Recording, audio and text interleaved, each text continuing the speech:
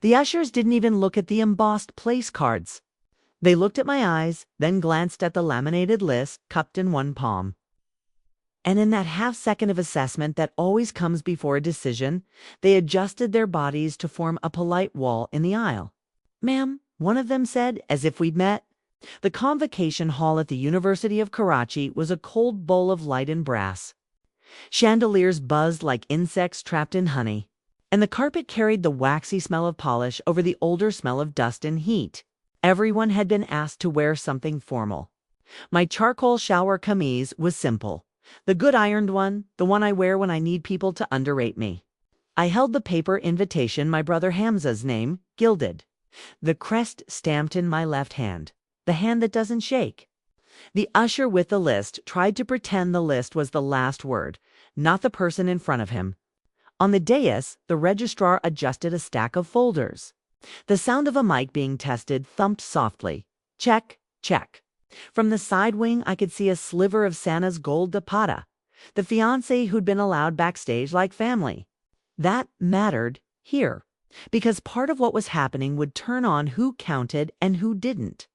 The usher shifted something in his ear, crackled, and he stepped aside, not to let me pass, but to let a thin boy with a camera dart through. I showed the invitation. He showed the list. He told me my name wasn't on it. He gave me a shrug that suggested I would understand, given time. "General seating's full," he added. He was nervous. He had a script. I recognized scripts. I write them for a living, for processes that break unless the steps are numbered. I said, "Let's try again." I held the invitation steady, angled the light so he could see the seal. He didn't look. He had already committed to his first decision, and he wanted me to cure his discomfort by complying. I could see Hamza's cohort lining up in alphabetical clusters. We've grown up on lists, on the way a name could slide or snag. "You'll see me to my seat," I said, not asking. Somewhere to my left, 2 aunts from someone else's family murmured approval into their shawls. The usher hesitated. His partner, a woman with a clean bun and a radio, eyed my invitation. Then the side wing where the chief guest stood with the chancellor. Sweat cut a straight path down between my shoulder blades. The hall smelled faintly of old rosewater. My phone vibrated once. A message from Barrister Nabil, terse. 5 words. "I'm inside, stage right, ready." I let the phone go dark. What I wanted in that moment publicly was simple. My seat. What I wanted beyond that could topple a small garden of carefully trimmed lies. I had rehearsed the order of that garden beneath a ceiling fan that wheezed like a slowing train. The night before, while the city hummed a heat-struck lullaby, my brother's graduation would be the last quiet moment to fix what the last 2 years had twisted. In the next minutes, you'll see how a name on an envelope is never only ink, and how a front row is a statement recorded in more places than cameras. "General seating is full," the usher repeated. His partner reached for her radio. In the 5th row, the seat with the white card that read Family Rahman was empty and too obvious. I glanced at the laminated list in his hand.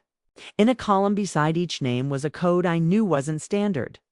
At my day job, I audit processes for mid-sized nonprofits who take donor money and swear it goes to classrooms and not to relatives. My eyes cataloged the code: VVV family, V guests, V when I'd gone through the online RSVP for the ceremony. I had noticed a new field that wasn't present in the archived version: relationship. Drop down: parent, guardian, sibling, spouse. No other. The script had narrowed on purpose. I registered small things. Sometimes there were doors you could walk through if you had time. I didn't. The registrar tapped the mic. The chancellor adjusted his robe. The ushers shifted. Someone in the wing hugged my mother. I didn't have to look to know it was Santa's aunt pulling air around my mother like curtains. I breathed slowly, felt the metal edge of the invitation press into my palm, and heard my own voice say, too evenly, my signature line, the way a tiny blade slides out of a pocket tool: "Seems I'm not family after all." The woman with the bun didn't flinch. The boy with the camera did. He was young. He hadn't learned to flatten his face against the things he pretended not to see. He was also holding an angle into the wing. In that angle, half shadow, I saw the real reason I was at the threshold of the aisle with two ushers silently, negotiating my embarrassment. The vice-chancellor's aide, a man named Rafay who had tried to keep me on emails and off the phone for the last 2 months, had his thumb on the seating plan. He had also been replied to on the invitation email that had regretted limited seating. Then somehow added 6 spots for Sanaa's extended family. He was watching. That meant our timing would hold. "Ma'am," the bun said, but softer. "Please." She gestured to the side. "We can find you a chair." She was offering the aisle, not a seat. An aisle is a place to be seen standing. I smiled, and the smile loosened something I needed loosened. Because from the side door to the backstage, Captain Farid, my downstairs neighbor, retired logistics officer, stepped into view. He wore his old tie, the brown one with small silver squares. And he looked like he was here to check load-bearing points in the world. He met my eyes and nodded once, which was all we had agreed to. Behind him, barely visible, Nabal checked his watch, then eased his leather folio under his arm like the handle of a tool. A girl coughed. The AC unit hummed a beat too loud. Outside the hall doors, a motorcycle revved, then died. The bun whispered into her radio. The usher with the list chewed the inside of his cheek. The chancellor said Bismillah into the mic and smiled at the crowd like a river barge easing into a turn.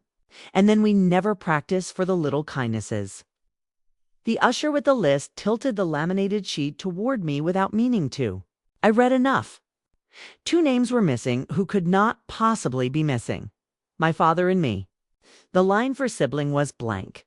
The line for spouse had been filled with Santa's name, though they weren't married yet. And I caught the glint of the pen that had made the correction blue, not the black issued with the stacks. Rafay was careful, but he was not careful enough to train every hand. "Let me simplify this," I said.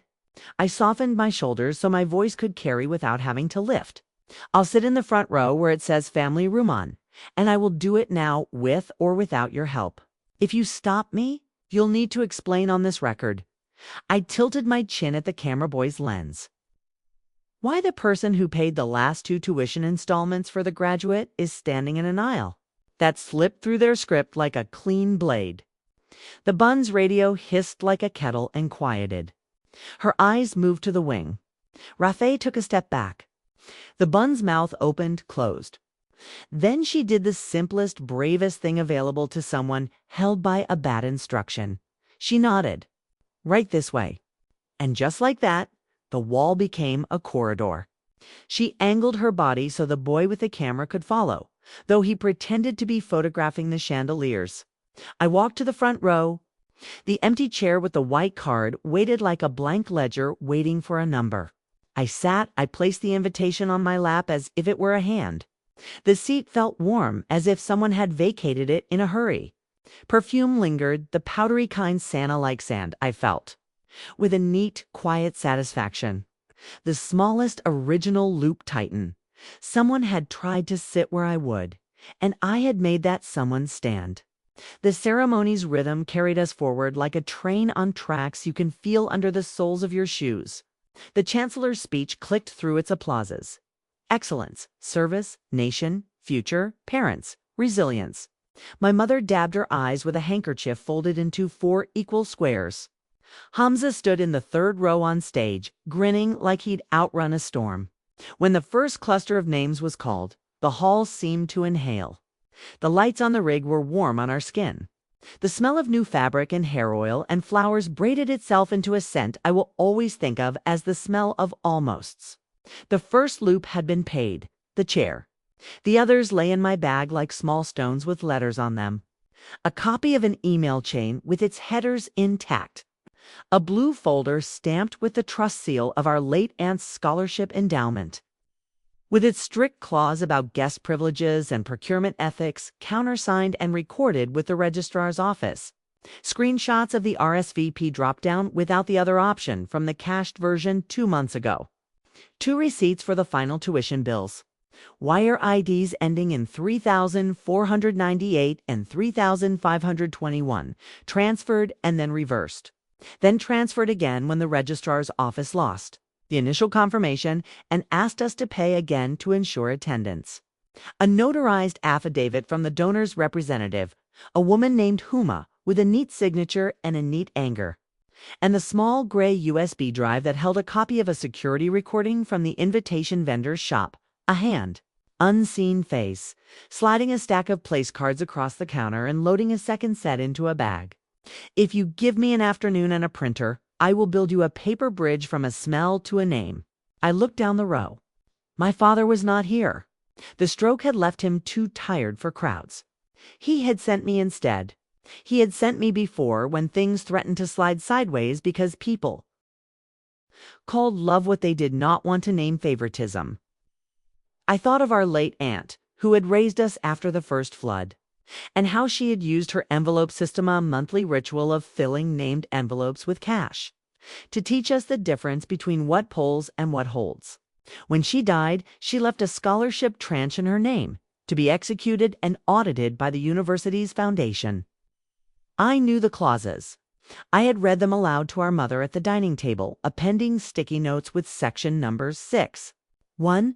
All donors' privileges shall be exercised without prejudice and may not alter admissions or ceremony. Access protocols beyond stated limits. I knew because I had helped draft similar language for clients in other cities. And language never fails in the same place twice. Sana turned to look at me. Her smile was dull with surprise. She had anticipated my absence the way we sometimes plan how the day will feel. One less person, one less not. She had not anticipated the ushers pivoting or the camera's eye. She also hadn't anticipated Captain Farid moving, like a man checking load limits, to the standing space behind the front row where he could see everything and block a quiet removal. Farid has that quality of standing that makes other men stand up straighter. Hamza's name fell.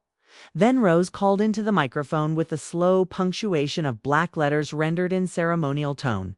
Hamza Rahman strode to center stage, the light catching the line of his jaw, our mother making a small sound, like someone letting go of breath, and it should have been simple. He bowed, he accepted, he moved to his mark. But the registrar, God love him, made a small error that wasn't small to people like me. He shook Hamza's hand, then leaned in with a line he had used already 4 times today, but with one extra word he'd been told to include here for this one graduate. Your family must be very proud, especially Sana. It was meant to flatter a future. It was the wrong present. The camera boy flinched at the corner of my eye, like he had remembered something. Behind the registrar, the vice-chancellor's aide adjusted his cuffs and smiled at nobody in particular. Scripts reveal authorship in their asymmetries. The applause blurred into the applause for the next name. Hamza returned to his place, and when the clapping ebbed, the hall cooled a degree, as if the room itself had eased. I did not look at Sana again. I looked at the side wing where a trestle table held stacks of scrolls. Nabal stood near it now, a brown file in his hands. He had texted ready because he had obtained, that morning, the signed confirmation that the scholarship endowment had been audited after my call and that the registrar's office had recorded, without notifying us, a special request to expand seating for the fiancé's family. Under the donor privileges clause, an interpretation that was not only wrong, but had been retroactively justified, the way a man smooths a wrinkle by stretching a shirt until it rips. I could feel with that heat that rises just at the sternum when you are both angry and perfecting the shape of your next move, the way the final hour would fit together. You shouldn't aim for triumph. You should aim for recorded compliance. The triumph comes on its own time, if it wants you. I had started this a month ago, when the first invitation email arrived with an RSVP link that glitched. The other category had vanished. The sibling slot allowed only one name. Kamza called me late that night to say he would find a way for me. His voice sounded reluctant in the way that hard love sounds when it has been coached by new love. I had booked the fees in my head like entries in a rough ledger. I will pay the last tuition installment. I will sit in the front row. I will do it without a quarrel.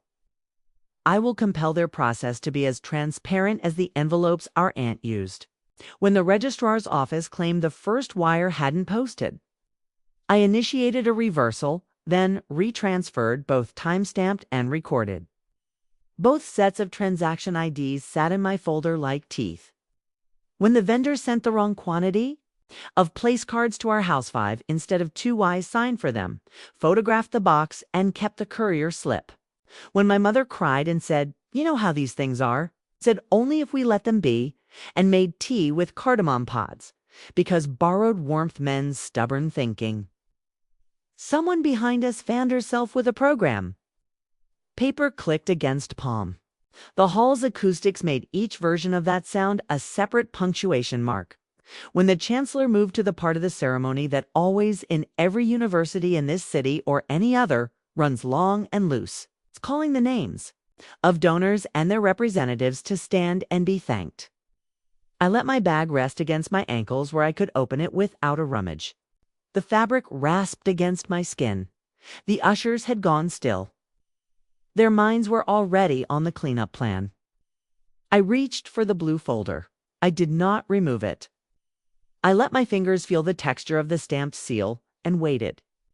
Patience is a form of force that civilians understand least. The chandeliers hummed. One flickered, then steadied, as if deciding. The first week this started, I noticed the script line in an email. "We regret the limited seating. Kindly keep the attendee list restricted to parents and spouse.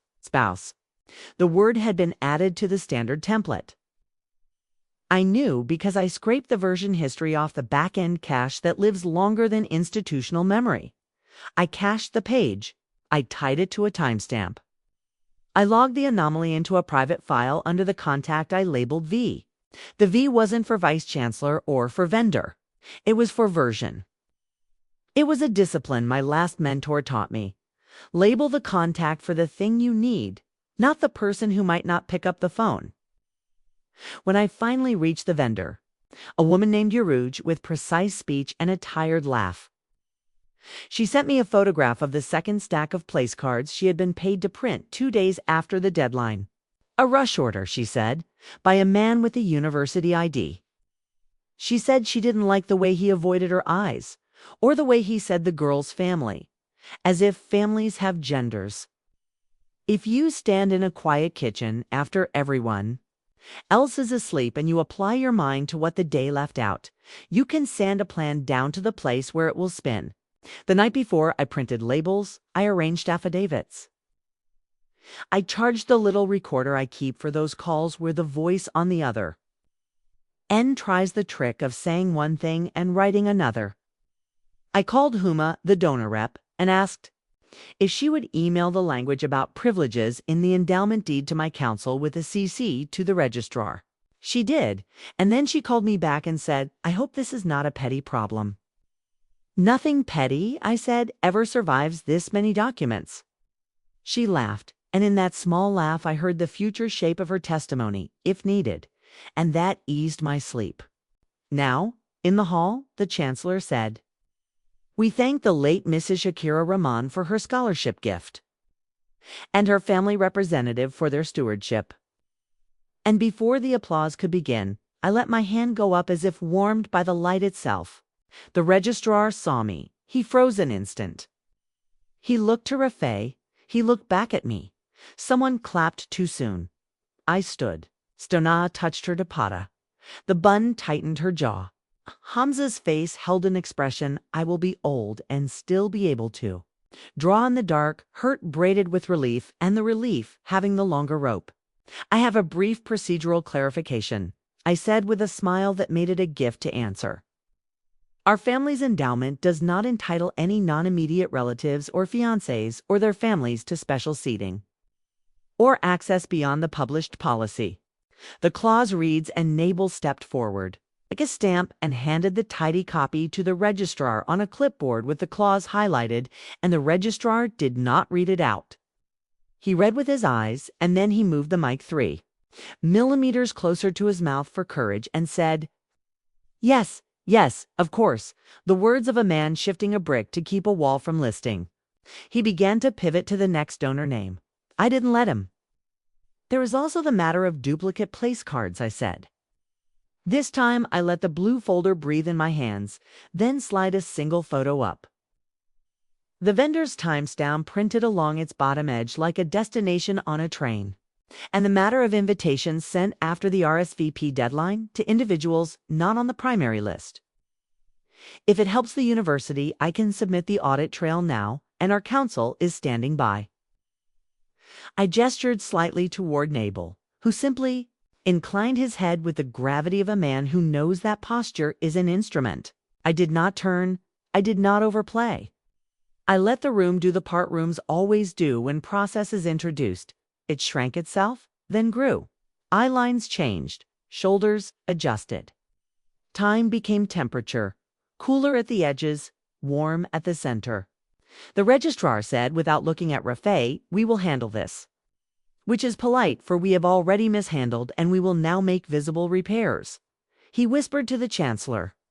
The chancellor lifted the mic and said something about proper gratitude and how we must be fair, and that policy is a kind of hospitality.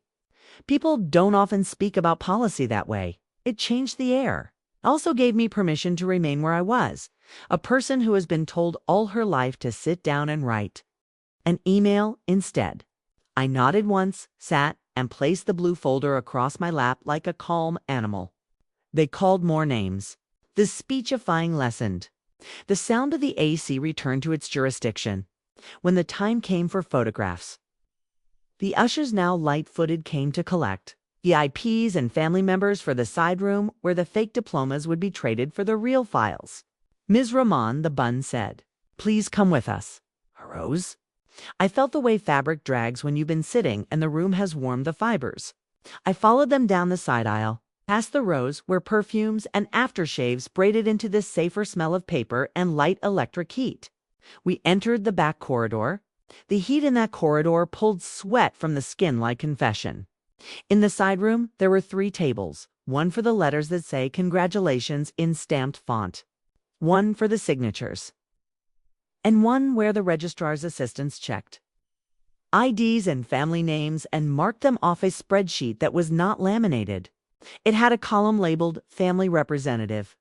Beside Hamza's name, the box was empty. Rafay stood behind that table. He did not look surprised.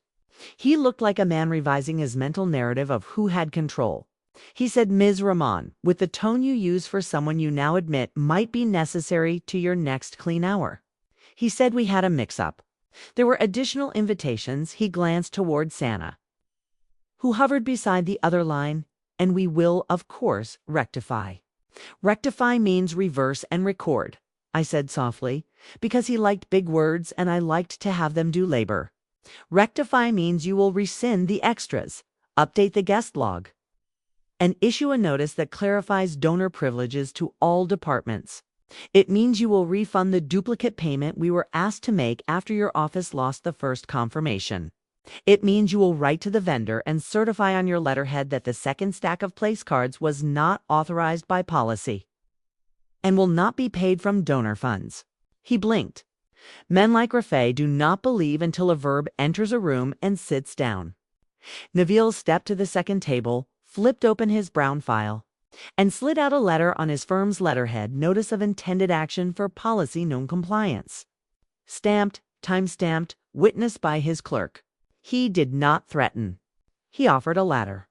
If the university takes the steps my client has outlined within 5 business days, he said, we will treat this as resolved and closed. If not, the donor's representative has instructed us to move to injunction regarding the discretionary privileges in the endowment clause. There are the moments you plan for, and then there are the small deviations. The small deviation here was a voice from the doorway, whom a donor rep who had chosen not to wait for calls. She wore a light cotton sari and the scent of vetiver, a clean grass smell that makes you think of rivers and receipts. I apologize for the interruption, she said. I can make this easier.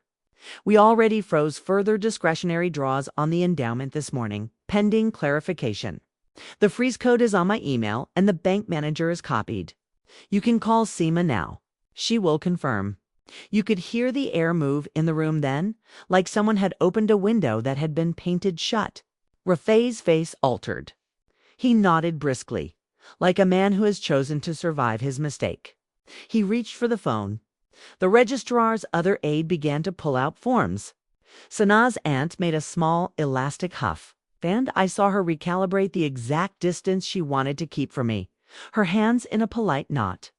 Hamza approached a parchment envelope in his hand. He looked at me with an expression that had shed something sticky. "You always do this," he said, not unkindly. The way brothers say the thing that is accusation and gratitude in a single carriage. I wanted to hug him, but hugs in rooms like this become exhibits. So I reached for the envelope and said, "Sign your release," and he laughed. And in that laugh was our old kitchen with the gas burner that needed a match, our aunt saving glass jars for spices, the sound of the city's night trucks on the highway like big, tired animals. I could feel the temperature of the story change. Rafai hung up the phone. "Confirmed," he said. He picked up a pen that was not blue. He signed an internal memo that Nabil had brought in duplicate. He handed a copy to me, a copy to Huma, and kept one for the registrar. "The duplicate payments will be refunded by close of business today," he said. "The vendor will be paid only for the authorized prints, and an internal notice will be issued on donor protocols before the week ends." He did not apologize. He recorded, "That is better." Outside, the hall clapped for the end of another departmental cluster. Within, the room settled into the sort of quiet that follows an afternoon's resolution. Huma folded her copy of the memo. "I like families that treat policies like relatives," she said.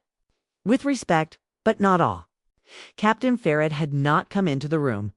He was at the door doing exactly what he needed to do, which was to be a solid body that people had to physically pass as they exited in order to pretend later they hadn't seen. He met my eyes. He nodded. That was our version of a toast. They guided us back out for photographs. The camera boy took one of me with my mother and Hamza, then one with Sana properly in frame. It will live in a drawer, but there will be days it is needed. The lights made everyone look slightly better than we were.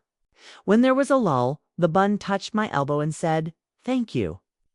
A thing she didn't need to say, but she said it anyway. "People like me," I said, "just hold open the door." She smiled. "Well," she said, "you also make sure the hinge is oiled." That pleased me more than I should admit. We walked out into the bright late afternoon. The concrete steps radiated heat, and the brief, clean smell of benzene from a passing car crossed the heavier air like a brushstroke. The sky was that Karachi blue that looks like a young singer's wrist vein. The graduates spilled down the stairs, gowns snapping. Girls catching to patas at the elbow with the casual grace of years of practice. Someone released a handful of paper confetti that drifted like late snow. I wanted to go home and wash my hands and cut fruit and put my feet up on the wicker stool by the window, the way a person does when she has put a window back onto its hinges. We took a hired car. The driver had the radio on low, a commentator murmuring about a match I didn't care about. My mother put her head back and closed her eyes. My phone buzzed with the bank's confirmation, reversal processed. Funds released for refund. Wire ID 3498 noted. New transaction credited with reference 3521. Memo. Duplicate rescinded. The email from Seema, the bank manager, arrived a minute later, countersigned by her deputy. Huma was CC'd. The subject line clean, endowment privileges freeze, temporary. University clarification received. I filed both emails into a folder labeled KHIU Convocation Resolution, and then, because you should always also thank the human hands that do the right thing when it is hard, I wrote the bun a note. "You did the right thing. Thank you. AR." I would hand it to her tomorrow when I returned to the campus to collect a certified copy of the internal memo for our file. Witnessed and recorded. At home, the heat wrapped itself around us like a blanket with old hard edges. The fan's metal pulled moisture and made it into sound. I changed out of the good suit, folded it along its iron seams, and set it on the back of the chair our aunt used to sit in when she paid her envelopes. In her old tin-hammered metal with a lid that fit like a promisai, placed the 3 things I use when I need to remember what leverage feels like. A rubber stamp with my name from an old job. A small coil of red thread from the Sari Huma. Wore today that had snagged and broken and that she laughed and handed me like a charm. And an unused place card that read Family Rahman that the bun had quietly given me when we left. As if to say, here, take this proof of something that should have been obvious. At dinner, Hamza came by. He had removed the gown but kept the cap absurdly, like a child who wants to stay in costume. He ate like a man who has been released from a small prison. He told stories. He did not apologize for the way things had drifted this year. He didn't need to, in words. He sat properly and passed dishes properly and cleared plates properly, and sometimes what you need a brother to do is to behave. Sana texted him a photograph of the 4 of us from the steps. He showed me. I nodded. Later, after my mother went to bed, he said quietly, "I knew you'd come." I said that shouldn't have needed to be brave. He swallowed and looked at his hands. I thought he began, then stopped, then said what he could manage. I'm glad. That is all some men can do. It was enough. The days after had their ripples. The university issued its notice. I have a printed copy, certified and stamped. It clarified the donor privileges and closed the spouse loophole before marriage. The vice-chancellor's aide was reassigned to logistics, where perhaps he will learn what load-bearing means. The vendor sent me a grateful email. She had been told her invoice would be paid in full. Now she was paid for what was authorized and not scolded. Huma called to say the freeze was lifted and that she had adjusted her oversight. Schedule from annual to semi-annual and would attend the next ceremony to watch how policies behaved. The bank refunded our duplicate payment within 48 hours and apologized without ornate language. The ushers received a short, clean commendation for discretion and adherence to updated protocol. And I suggested they add a module to their training called the Human Judgment Clause. They laughed at the name. Then they added it. A week later, I met the Bunher, name is Naila Ford T, at the canteen. We drank strong chai and watched a line of students argue about who would get the last samosa. Which wasn't really an argument because the boy at the back paid for both. Naila told me she used to be a teacher, before she found she liked making rooms behave. Rooms don't always listen, I said. They do when someone's holding a list and knows when to set it down, she said. We exchanged numbers. I saved her under Naila hinge. She laughed when I showed her. Keep the hinges oiled, I said, and she lifted her cup and said, May your doors swing when you need them. Blessings in logistics language will carry you farther than poetry you can't cash. In the late evening, when the heat softens and the birds make the particular busy sound they make in Karachi at dusk, I took out the place card and the red thread and tied them together, then looped them around the handle of my aunt's tin. I called my father and told him the story in the brief language he prefers. He listened, then said, carefully, because his words often slip since the stroke, good girl. He asked if the seat was comfortable. I said yes. He said front row, and I said front row, and he laughed a little and said, make a shelf for the paper, and I said I already had. He is the kind of man who believes in storage as a moral category. A month later, I sat again in the convocation hall for another graduation. Not because I needed to, but because sometimes your body wants to revisit a place to be sure it is still contained. The chandeliers did their soft insect hum. The AC coughed and then steadied. The ushers stood with a new relaxedness that was not careless. They had better words in their ears. The laminated list had a new column header, Relationship per Policy. Underneath, in fine print, it read, Parent, Guardian, Sibling, Spouse, if married. I watched a young woman, alone and precise, show her invitation. And the usher angled his body to make a corridor without being asked. That is the best version of this story that is not about me. As I stood to leave, a girl with a camera perhaps the sister of the boy from my day, asked if she could take my photograph. You looked, she said, like an idea. That day. I said I looked like a woman in her seat. She snapped the shutter, and the sound made the light feel cooler. When she asked my name, I told her. She asked my work, and I said, I oil the hinges. She looked puzzled. You can't always explain. Back at home, Nabal sent the final closure letter. The university had complied, recorded, and certified. The file numbered KHIU Conveys, race ARO02, was closed with a notation, resolved without damages. Policy clarified. Privileges complied. I printed the letter and slid it into the tin under the red thread under the place card. The tin looked heavier than metal. I placed it in the cupboard above the sink. The cupboard door sticks in the heat unless you press the bottom while you pull. My aunt used to call it making the door an argument. I pressed and pulled and closed it with a small, satisfied click. The room smelled faintly of cumin from the afternoon stall, and the night came in a gradient from the window. Every so often I allow it exactly 3 times in a memory. Because repetition is a spell, I hear. The line in my head, the way I said it under those lights. And the way it came back to me later when I watched my mother do a crossword in the newspaper and scold herself for caring about chairs. It's smaller now and heavier, like a stone that fits perfectly in your palm and refuses to be skipped. Seems I'm not family after all.